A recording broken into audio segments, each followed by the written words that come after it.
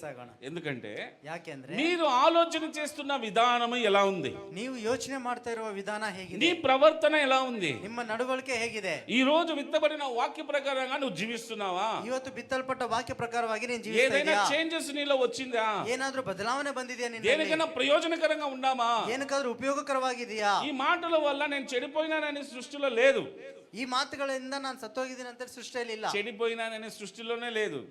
ಕೆಟ್ಟೋಗಿದ್ದೀನಿ ಅನ್ನೋದು ಸೃಷ್ಟಿಯಲ್ಲೇ ಇಲ್ಲ. ఈ మాటలు విని దాని ప్రకారంగా నడుచుకున్న వారు బ్రతికినారనే వాక్యం చెప్తుంది. ಈ ಮಾತುಗಳು ಕೇಳಿ ಅದ್ರ ಪ್ರಕಾರ ನಡ್ಕೊಂಡವರು ಬದುಕಿದ್ದಾರೆ ಅಂತಲೇ ವಾಕ್ಯ ಹೇಳ್ತಾ ಇದೆ. ఆమేన్ ಆಮೆನ್. హల్లెలూయా ಹಲ್ಲೆಲೂಯಾ హల్లెలూయా. ಹಲ್ಲೆಲೂಯಾ. కానీ ಆದ್ರೆ యేసయ్య ఏమంటున్నాడంటే, ಏಸಪ್ಪ ಏನಂತ ಇದ್ದಾನಂದ್ರೆ, నేను చెప్పినవి వింటా ఉన్నారు, ನಾನು ಹೇಳಿದ್ದು ಕೇಳ್ತಾ ಇದ್ದಾರೆ, వస్తున్నారు, కూర్చున్నారు, లేచిపోతున్నారు, ಬರ್ತಾ ಇದಾರೆ, ಕೂತ್ಕೊಂಡು ಎದ್ದು ಹೋಗ್ತಾ ಇದ್ದಾರೆ. కానీ ಆದ್ರೆ వాళ్ళు వెళ్తుండేది మాత్రం చెడు మార్గంలోనే. ಅವ್ರು ಹೋಗ್ತಾ ಇರೋದು ಮಾತ್ರ ಕೆಟ್ಟ ಮಾರ್ಗದಲ್ಲೇ. నా ముందేమో బాగున్నారు, ನನ್ನ ಮುಂದೇನೋ ಚೆನ್ನಾಗಿದ್ದಾರೆ, చెప్పేటప్పుడు వింటున్నారు, ಹೇಳುವಾಗ ಕೇಳ್ತಾ ಇದ್ದಾರೆ, కానీ వాళ్ళకి వాళ్ళు ఒక డిసిషన్ తీసుకొని ಆದ್ರೆ ಅವ್ರಿಗೆ ಅವರು ಒಂದು ನಿರ್ಧಾರ ತೆಗೆದುಕೊಂಡು చెడ్డ మార్గంలో వెళ్తున్నారు. ಕೆಟ್ಟ ಮಾರ್ಗದಲ್ಲಿ ಹೋಗ್ತಾ ಇದ್ದಾರೆ.